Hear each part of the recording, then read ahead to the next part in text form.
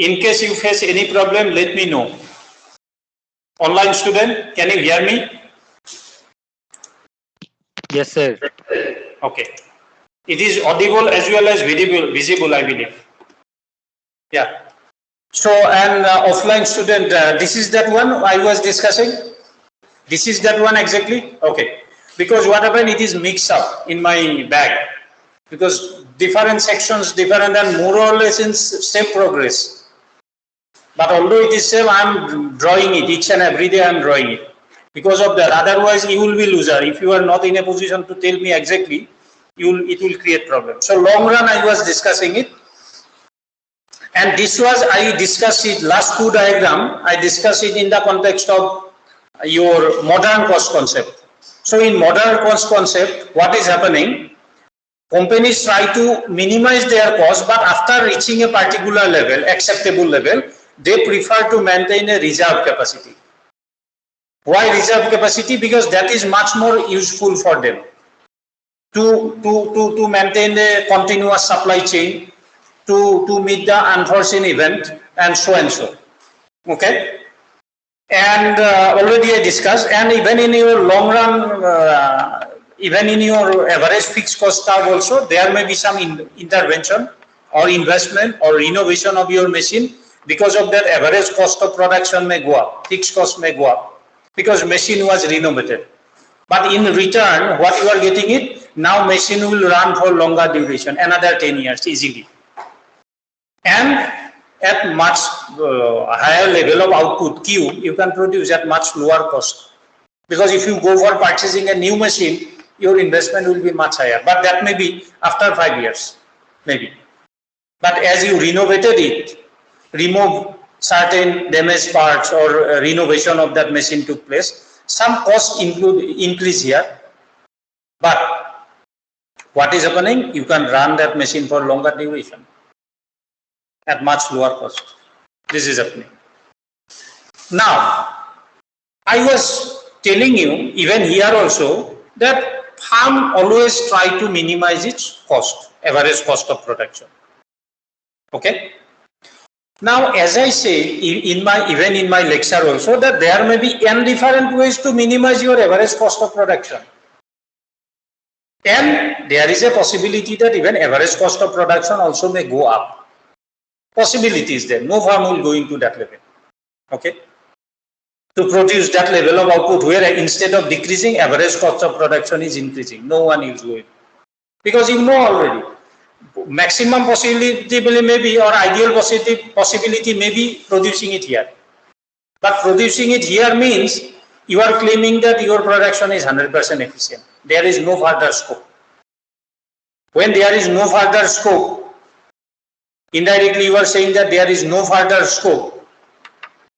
Ultimately, you will not try more, or you will not try producing more. But what I said in reality, you are producing it in negatively sloped portion, because there is always a scope to reduce further your average cost of production.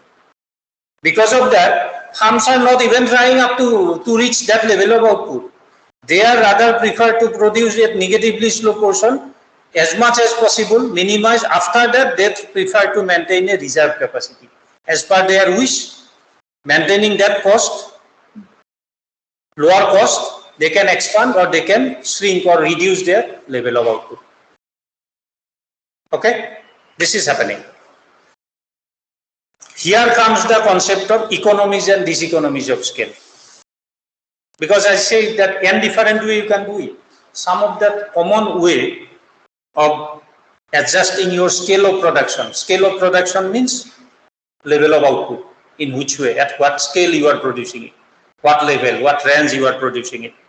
So here comes your two other concept, that is your economies and diseconomies of scale. Economies and diseconomies of scale. Diseconomies.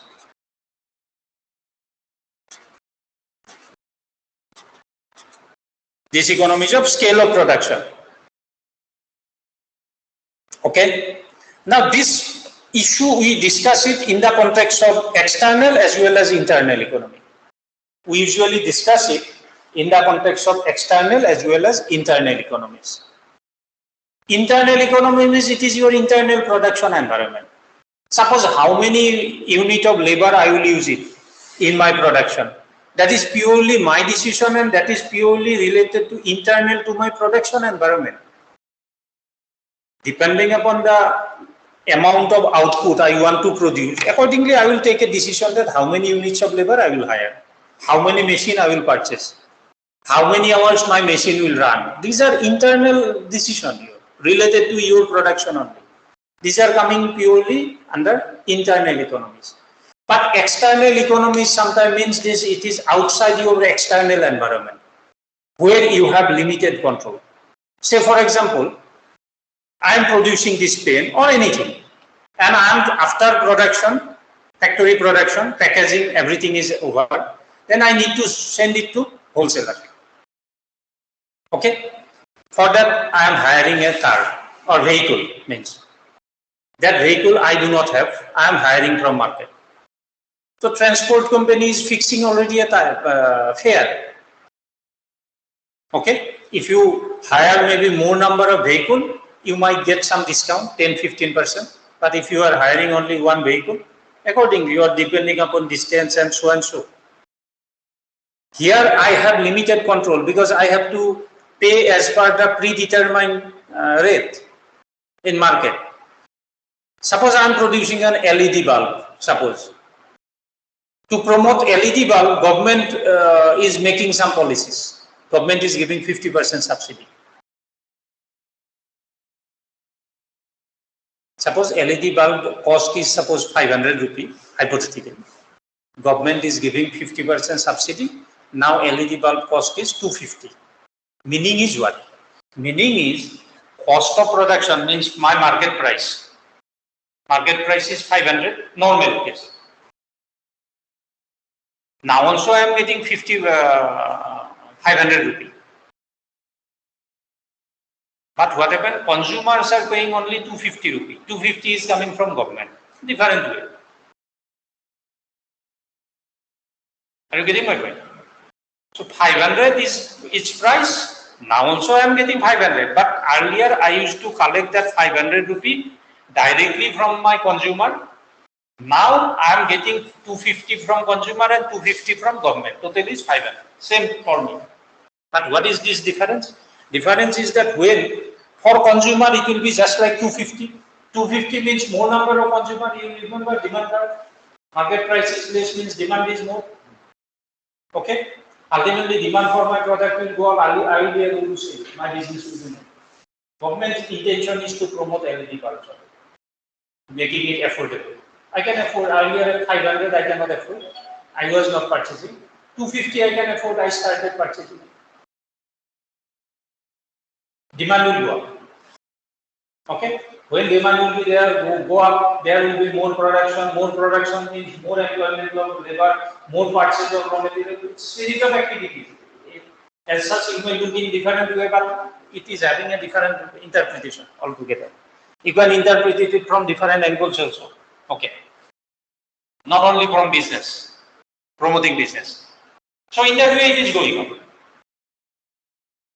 So in that case, this subsidy decision of 50% is purely government decision and it is not target to your company only. I am producing LED bulb. It is not that I am only getting the benefit of 50%. Whoever is producing LED bulb, government is not making a scheme or announcement specific to a particular farm, particular unit. No, government is a policy decision. Say in West Bengal, state government announced about 50% subsidy, hypothetically, 50% subsidy to LED bulb product production. Whoever is producing LED bulb, they are getting 50%. So it is purely your outside your production environment. These are the example of external economies. So economies and these economies of scale we usually discuss it in internal as well as external economies. Okay. So under internal economies,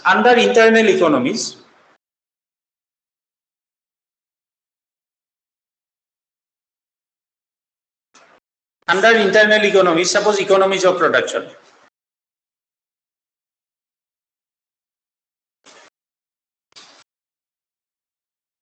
Under internal economies, suppose economies of production. Economies of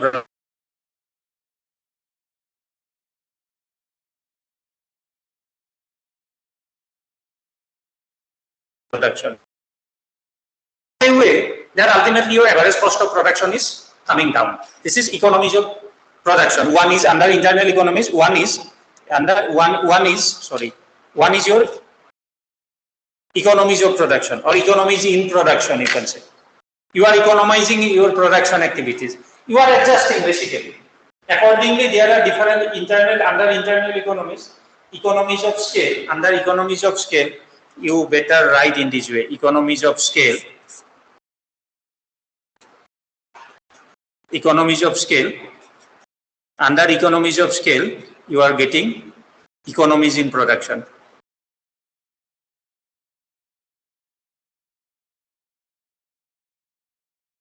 Economies in production means what is happening? You are economizing your level of output. Economizing your level of output in such a way that your average cost of production is coming down.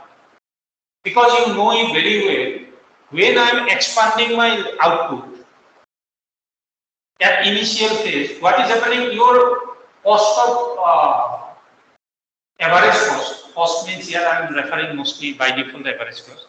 Cost is not proportionately increasing. What I mean to say, when I start a business, I purchase a machine. I give that example earlier also. Might be initially I could not even manage sufficient raw material. Because of that, my machine run only for 2 hours might be. Some of your fixed inputs are underutilized when you start a business. Overnight you started a business and do not expect that 100% at full scale it will operate. It is not. Gradually you are increasing.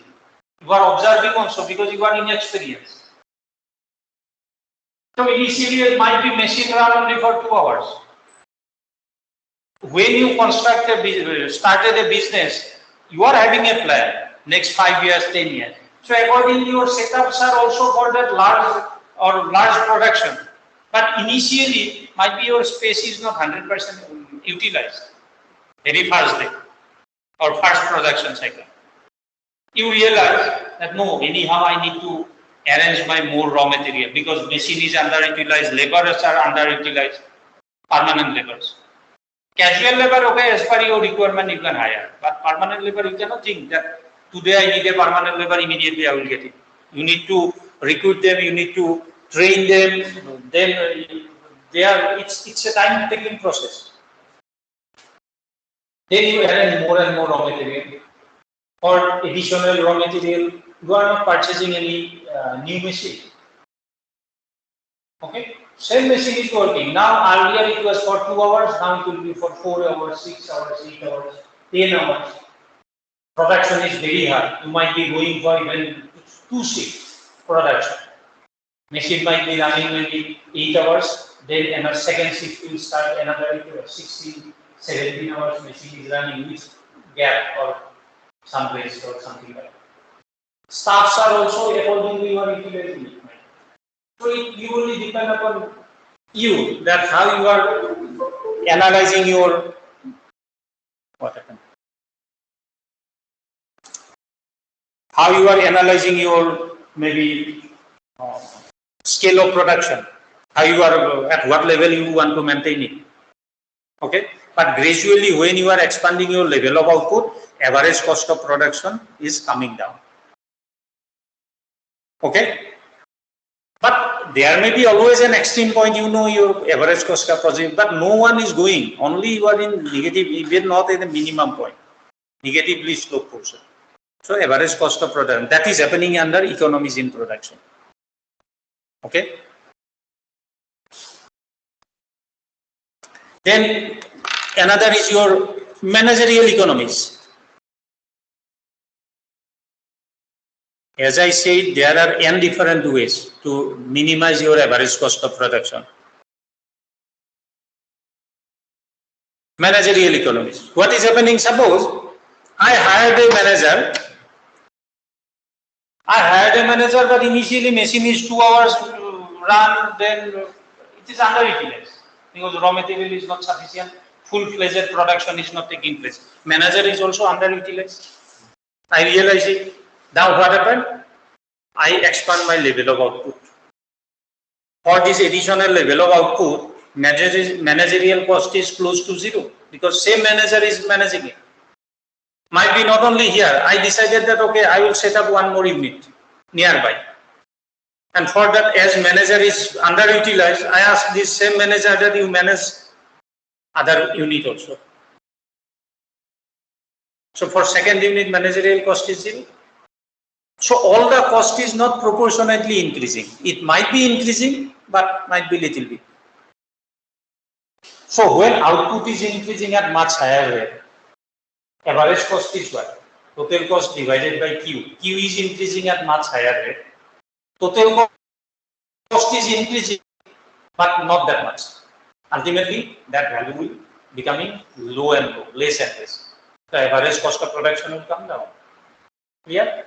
That is exactly happening. In managerial economies, this is the case. For second unit also, whatever output is you are getting it, managerial cost is zero. So that will have a positive impact on in reducing your average cost of production. Then what happened? Other extreme, other end I am discussing it now, simultaneously. Managerial diseconomies. Managerial diseconomies. What happened? Suppose you started third unit and ask the same manager that okay, you manage the third unit also. Manager cannot say no. He is working under you. So he said that okay, I will manage it. So they started managing your third unit also. So in that process, what happened? Manager is not getting sufficient time. Workers fail to know about it. Because 3 units he need to know, he need to manage, he need to visit. So when he is in other units, here he is absent. So ultimately workers are well aware about this timing. They are not giving 100%. No one is there to look after it. Sometimes your machine broke down, manager is busy in other factory. He is not there. By attending your problem, 2 days is gone. 2 days your production environment suffer. These are all possibilities I am taking. So whatever, instead of increasing your level of output, here your output level may go down, or if not go down, it is not increasing up to your level. There will be diseconomization. Means this is called managerial diseconomies. Average cost of production may go up because of that, because of mismanagement. You got the idea? Okay. Then another, maybe this is extreme end. One is economies, another extreme end is diseconomies. The third one is I am simultaneously discussing. Later on, I will not again discuss. Say your economies in transportation. Say, for example,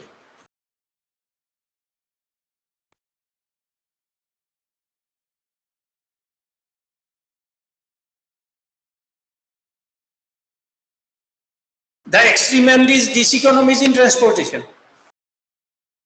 These are some of the things I am mentioning, but in other way you can bring in lot of other factors also. Say economies in transportation. Suppose I am producing right now here.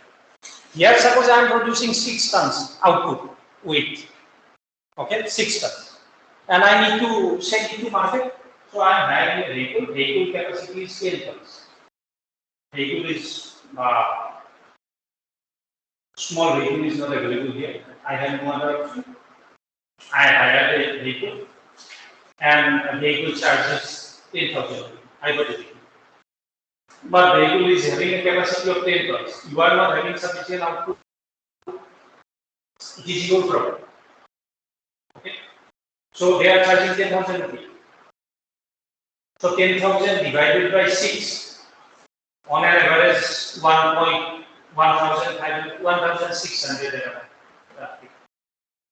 1,600 per ton transportation cost. This is average transportation cost. Total transportation cost divided by Q. That will give you average transportation cost per ton. In this case, I am expressing it in terms of tons. So 10,000 divided by 6 means 1,000 roughly. 600 is your per tons average transportation cost. Now you increase your level of output from 6 tons to 10 tons. Because your business was initial stage, now you are expanding your level of output. Now your output is 10 tons. So 10,000 divided by 10, average transportation cost is coming down to 1,000 rupees per ton.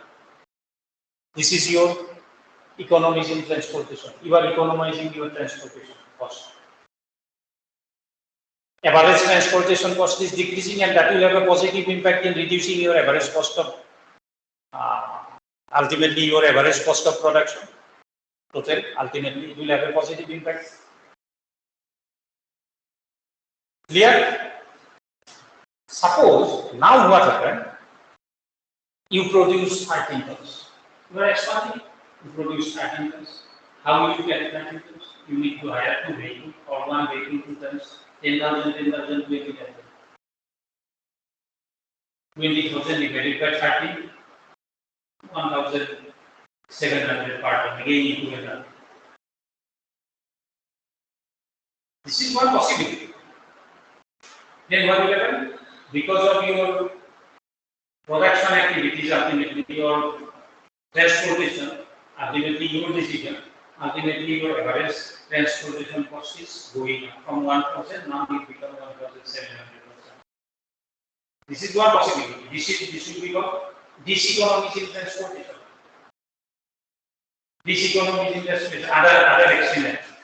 Okay, other extent. Clear? Then your economies in your buying and selling. Here economies in transportation and storage, you can say. Same is the case for storage also. You are having a warehouse where you are keeping it. It is having a capacity. If you produce more, then you need to look for another warehouse. Your average cost of storage may go up. This will be diseconomies in storage. Now another is economies in buying and selling.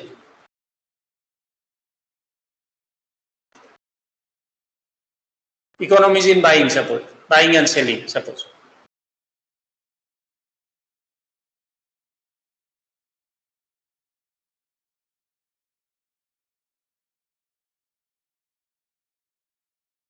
Okay. Say, for example, economies in buying or diseconomies in buying, suppose. Suppose I am producing this pen, suppose, hypothetically. Pen or anything. This is my unit. Right now, I do not have sufficient capital. So each and every day, I am going to market. Say I am producing potato chips, suppose. I do not have sufficient capital. Each and every day, I am going to market, purchasing potato, bringing it back, processing it, producing it, selling it to market. Generate some money. With that money, next day, or after that production cycle is over, maybe next day or after 2 days, again I am going to market, purchasing. In that way, I am doing the business. In that process, what is happening? In off-season, potato price is going up like anything. On season, potato is in market here. How much is the potato price? Idea? Any idea? You are not purchasing. 20. But hypothetically, no need to. You need to know, but hypothetically, you assume that 20. Suppose. And off-season, because now potato harvesting is going on, its different places already over. Now potato is market in market. If you go to village area, you will get maybe 5 rupee per kg or maybe 7 rupee per kg. Suppose hypothetically. Okay. Now off-season, it is going to 30, 35. As you are purchasing in this way, sometimes it happens that potato is not available in market, or whatever is available very worst in quality. You cannot produce potato chips from that. Very worst, rotten potato maybe, something like that.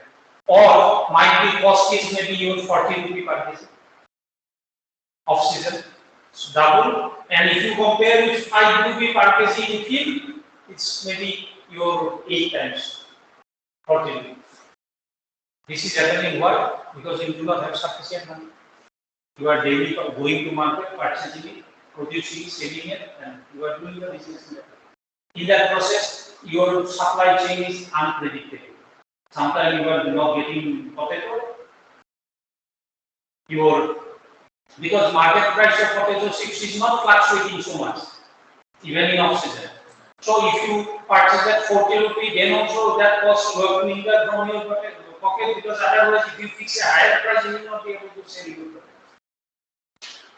Reality is like that. So ultimately, you have to bear the burden of higher cost of inputs, raw material. Okay. Now what is happening in that process?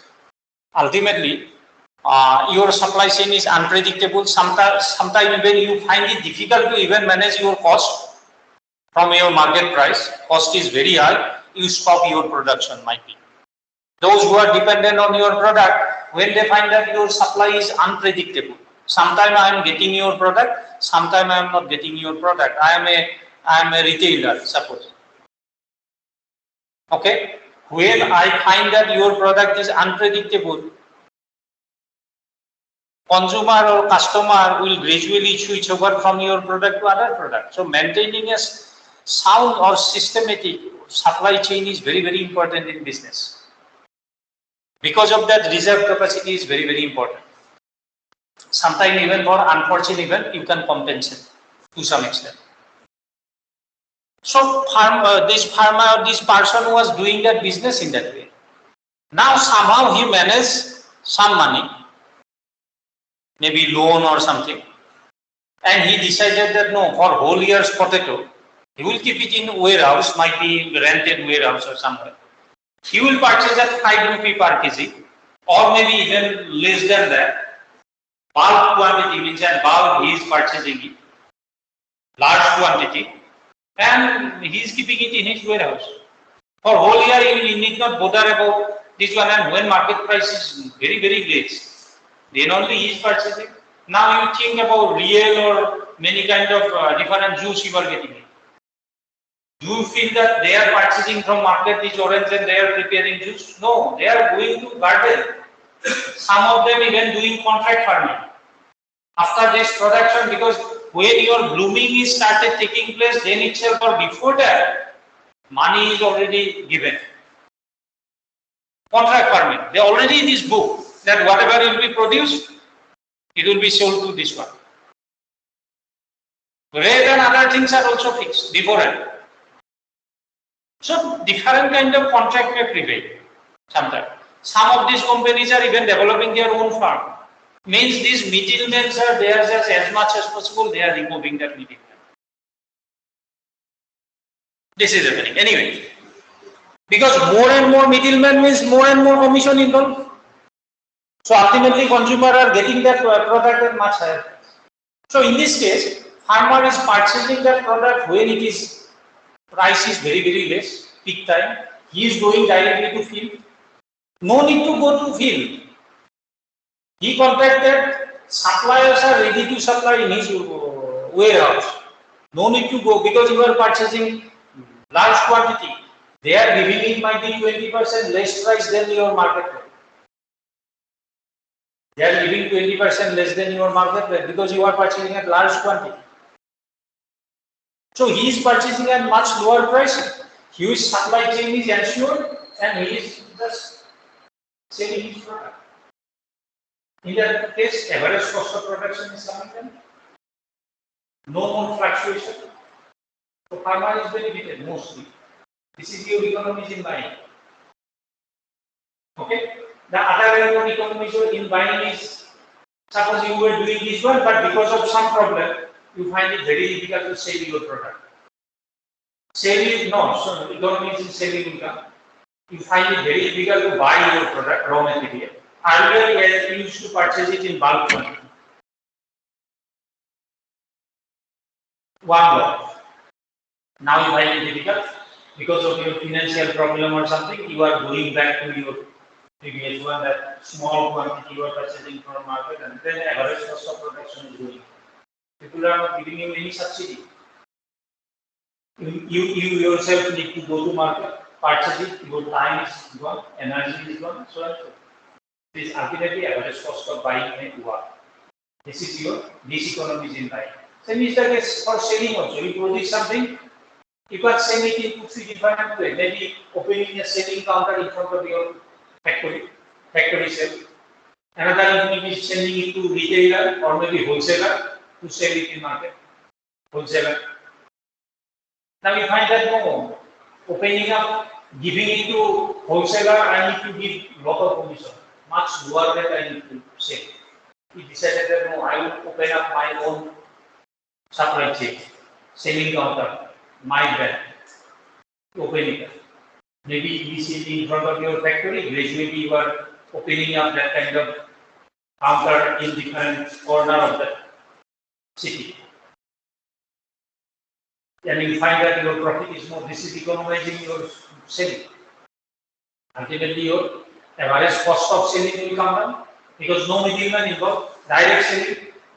Cost of selling is coming down, means your profit is more, market price is more or less same.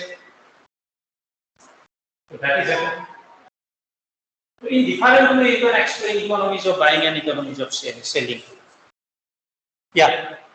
Well, if someone is trying to lower his production cost, but ultimately it is resulting in increase in production, what will you find that? No, you are trying to, everybody try to reduce your average cost of production.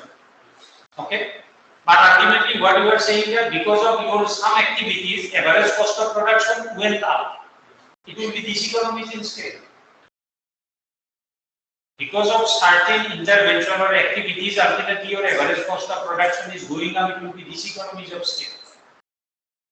Okay, now you need to analyze why it is happening, where it is wrong, and accordingly you need to correct it. But no producer will going to produce that level of output where your average cost of production will go up.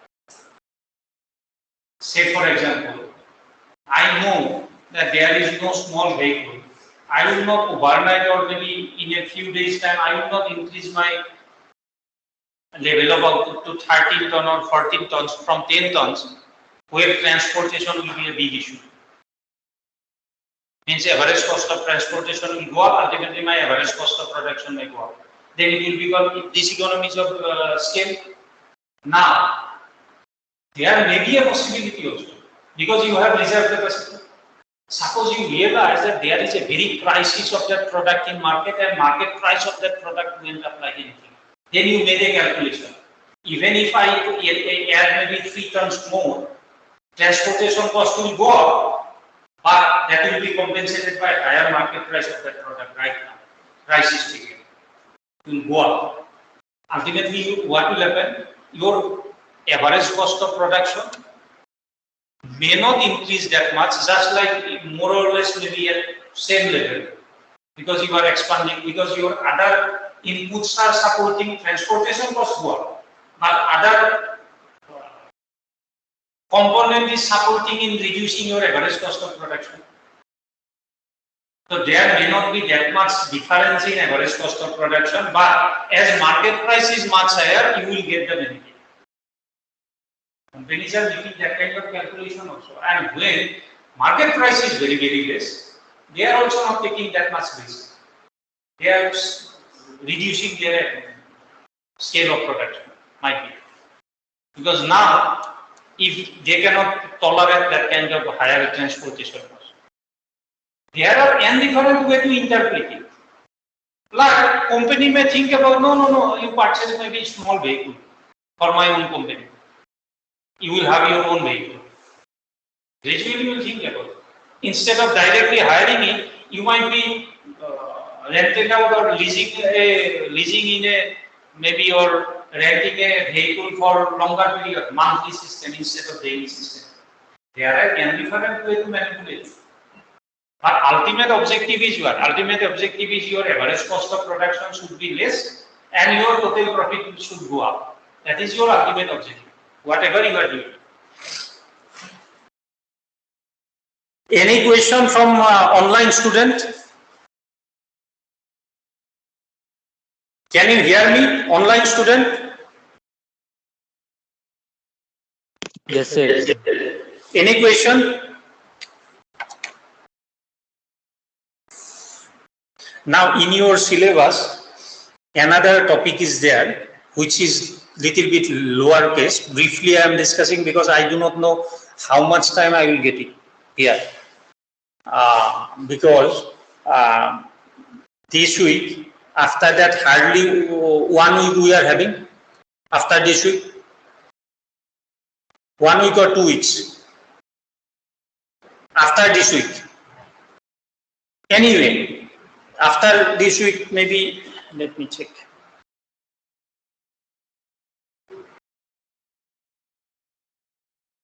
This week you leave it, 1 week is here, and there is almost Wednesday, 6th is Wednesday, so Monday, Tuesday, maybe partially, maybe for few section, maybe 2 lecture after this week, excluding this week.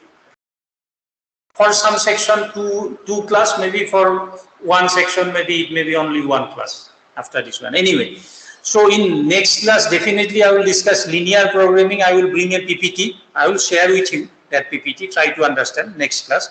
But one more lecture is there, that is your production possibility locus, means 2 input 2 output model, or you can say 1 input 2 output model also, that is also possible. I am just briefly discussing it here. Say 2 input 2 output model means what happened, suppose you are, or initially 1 input 2 output model, suppose you are producing, think about the macro aspects, for India. Suppose hypothetically I am using all the labor for production of food only, hypothetically. All the labor I am using for production of food. No other items is there. All labors working category for production of food only. For your simple understanding, because in reality there are n different products. For simple understanding, I am considering food. All labors are utilized for production of food only. And I am producing, suppose, say hypothetically, 10 million tons of food grain. Hypothetical value. It may be 10 billion tons also you can consider. Then I realize that no, all labor I cannot utilize it. I need, along with food grain suppose, I need some labor for non-food grain also. And my total labor is more or less constant, because behind the scene I assume that there is no international migration. International migration is not there. Whatever is growth is there, that is the natural growth of population. Okay, yeah. There is no international migration, because if you allow international migration, your labor is less, then you can compensate it by bringing more labor from other country. Other than being, I assume that internal or external migration is not there. So your total labor is more or less fixed. Only growth might be natural growth of labor, your domestic labor. But you need to produce maybe your other food items. Suppose other is non-food item, suppose. Non-food item, suppose. Non-food item, suppose. Now, some of this labor you decided that no, I will divert this some of this labor from food to non-food item. So when you divert it, what is happening? Food production decrease, but non-food production increase, because some of that labor diverted. Further you diverted, further your food production decrease, but non-food production increase. Each and every case it may happen.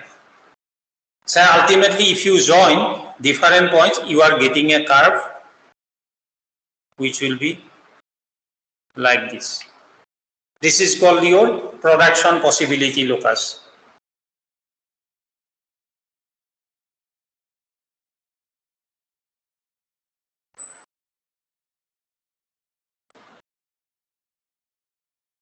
Production possibility locus. What is happening here? When you are diverting, your decreasing return to scale will operate. This labor will contribute less and less in later part. Because of that, it is becoming concave shape towards origin. Now another is, obviously there are certain other issues, like if there is a very high technological progress. Right now, food item you are producing mostly by using labor. Now there is a high yielding variety seed, combined harvester cum thresher is there. You machine, by using machine only, harvesting, threshing, separation, everything is done.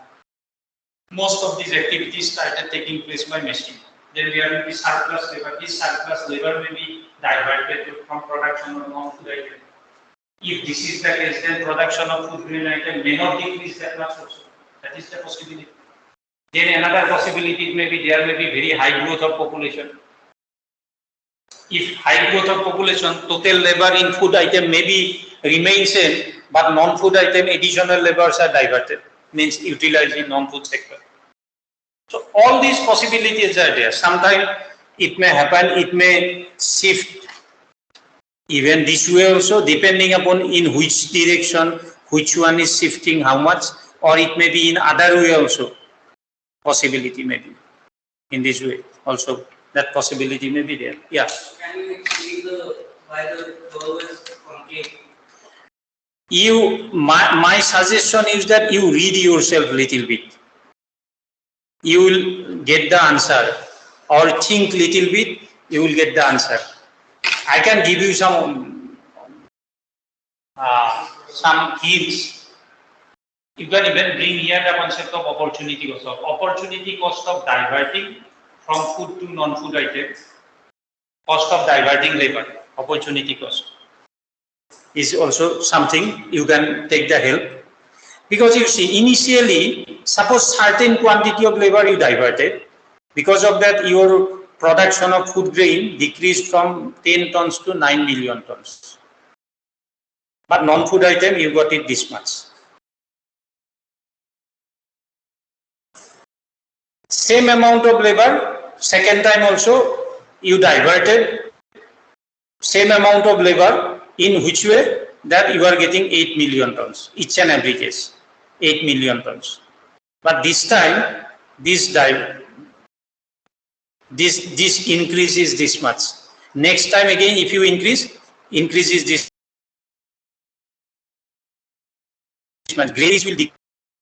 Later part you see, a stage will come where very small increase will be there, because this additional labor will contribute less and less because of decreasing returns to scale.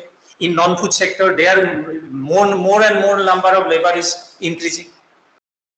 More and more number of labor is increasing means ultimately each and every input later part we have decreasing returns to scale. You already studied it here. Something you can take it this way. You can take the help of that, you can reflect it with the help of opportunity cost also. Opportunity cost of diverting. It is the return from next best alternative. This, how much that labor would have produced if that labor would have been in food grain sector. In that way also we can discuss it. More or less similar way. You read yourself, even in internet you will find it. Why production possibility locus is concave shape? Just read it. If you do not understand, I can explain it even more. And here, if you think it is only intercontext of labor. But actually, it will be if I consider 2 into 2 output, 2 into 2 output, it will be just like a rectangle shape. From one angle, you will get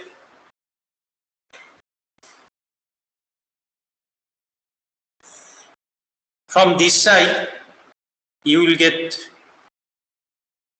parallel. Each and everything are parallel there in this way.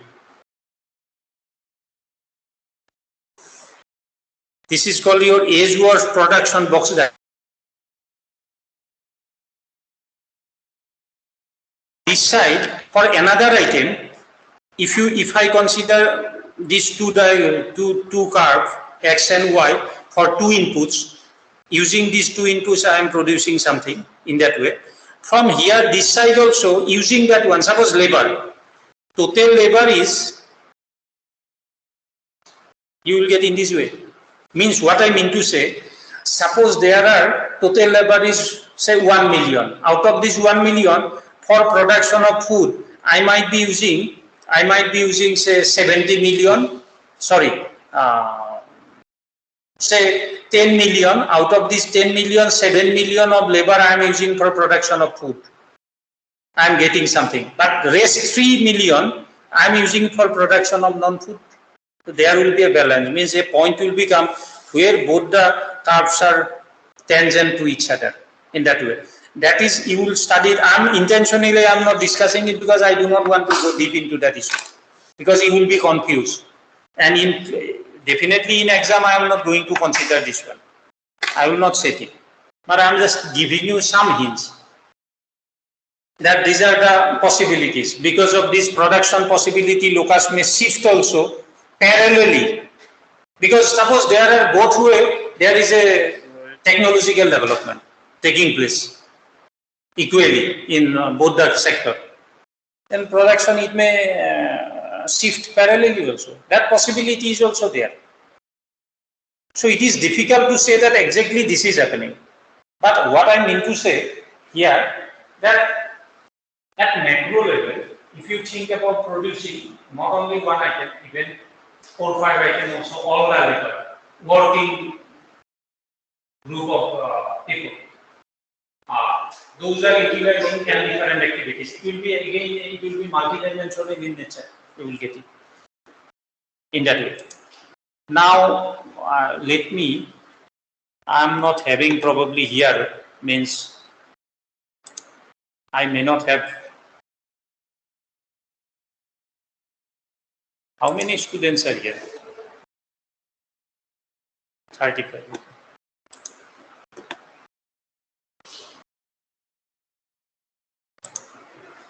I may not have here.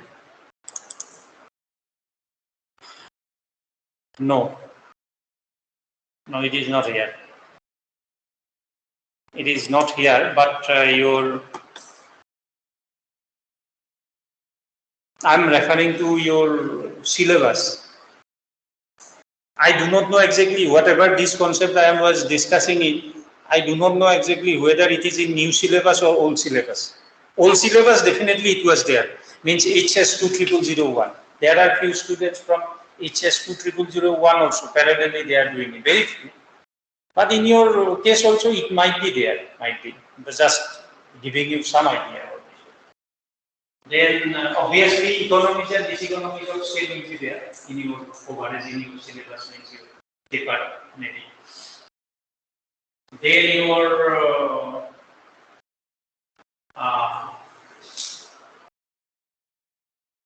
and external economics and external diseconomics. Government impose some additional tax on your certain inputs which you are importing from outside. Whoever is importing, everybody will suffer. That is your external. This you do not have your internal economy. That is your external diseconomic. Okay. Now, any question you have related to my question, because next class definitely, next available opportunity, I will discuss your linear programming. That is there. And linear programming, I want to briefly give you some idea.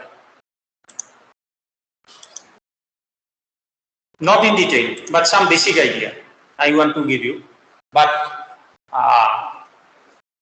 before that, in case you have any question, you can ask me. Or online students, if you have any question, you can ask me. Anyone is having any question? Now, what I understand, probably Professor Sahu inform you might be that you are having a quiz or maybe this multiple choice kind of question on 29th, that you know. And another is the other test, your centrally it will be decided. Which day I do not know. Is it out? Your exam schedule? Okay. So that will be out, that will be offline, and that will involve, in my portion, it will involve both quantitative as well as descriptive question. Descriptive means not like 5 or 6 mark question. No, it is not like that. Question may be sometimes even 3-4 marks also, but there will be different component. Accordingly, you will find different marks. What I mean to say for example, if I ask you hypothetically, that question is not there. Suppose if I ask you, okay, write the properties of indifference curve. Write the properties of indifference curve. Where this is an example in utility. Utility, I am not going to set any question. This in offline test, no question will be from utility. Suppose one question is there in offline, hypothetically. This is not there. From utility, it is write the properties of indifference curve. I am giving you 2 marks. 4 properties include negatively sloped convex to indifference curve, never intersect, higher the indifference curve, higher the level. So 0.5 marks. 2 marks means 0.5 marks. If someone is writing 3, you are getting 1.5.